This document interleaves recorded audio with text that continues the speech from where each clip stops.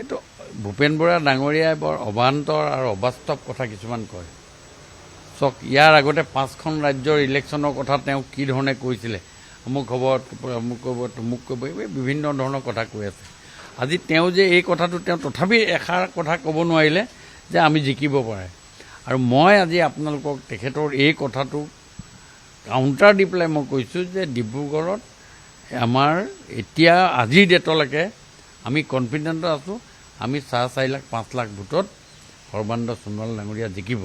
ডিব্ৰুগড়ত মই আকৌ কৈছোঁ এইমাত্ৰ, লুইনজ্যোতি গগৈয়ে 3 লাখ ভোট পাব, ধানোৱাৰে 1.5 লাখ ভোট পাব, বাকীখিনি সৰ্বানন্দ সোণোৱাল ডাঙৰীয়াই পাব। ইয়াত আৰু কোনো দ্বিমত নাই, কোনো গুণ নাই।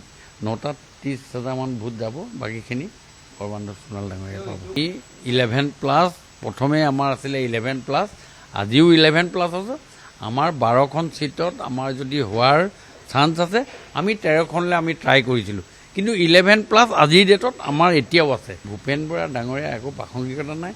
আৰু এইবিলাক কথা চব নাই। আজি ভূপেন বৰা ডাঙৰীয়া কেইদিনমান আছে, আৰু অলপ দিনৰ পাছততো মই এইটো যি জানো, যিটো বুজি পাইছোঁ, অখিল গগৈটো কংগ্ৰেছৰ প্ৰেচিডেণ্ট হ'ব। আৰু এই ইলেকশ্যনৰ পাছত অখিল গগৈ ডাঙৰীয়া কংগ্ৰেছৰ প্ৰেচিডেণ্ট হ'ব। কংগ্ৰেছত তেওঁ জইন কৰি গোটেইখিনি তেওঁ হ'ব। কালি তেওঁ মিটিং চিটিং পাতি পেলাই চব ঠিক চেক কৰিছে।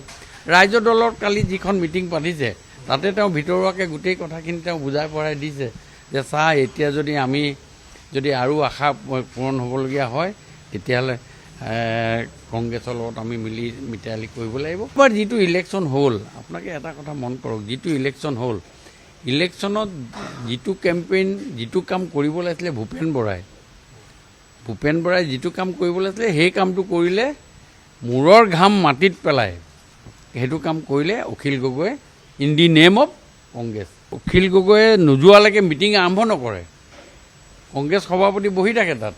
ভূপেন বৰা ডাঙৰীয়াই বৰভোজ পাতিবৰ কাৰণে তেওঁ ক'ত আছে, তেওঁৰ সক্ষমতা ক'ত, তেওঁৰ পৰিৱেশ ক'ত, সৃষ্টি কোনটো ইলেকশ্যনত হৈছিলে ক'ত?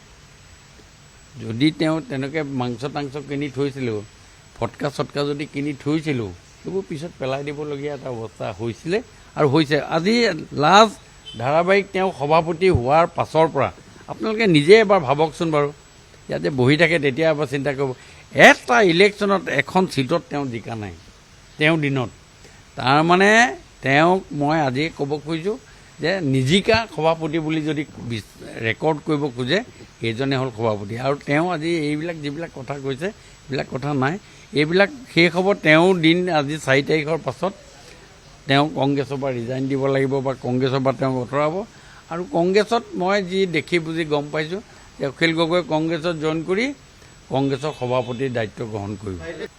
এইবিলাক 4টা বাতি ঘটি একেলগে থাকিলে কুটুক কাটাক লাগে, এইবোৰ দলৰ ভিতৰৰ কথা, আমি এইটো চম্ভালি ল'ম। সেইবিলাকত আপোনালোকে বেছি মাথা নামাৰিব, এইটো আমাৰ ভিতৰৰ কথা, আমি চব ঠিক কৰি ল'ম।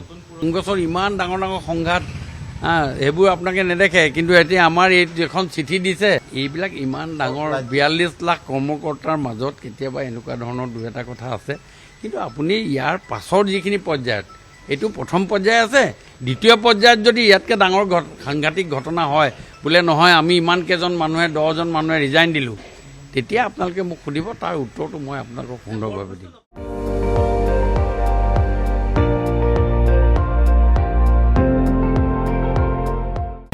আপুনি চাই আছে ND24, সৰ্বশ্ৰেষ্ঠ নহয় সৰ্বোত্তমৰ দৌৰ।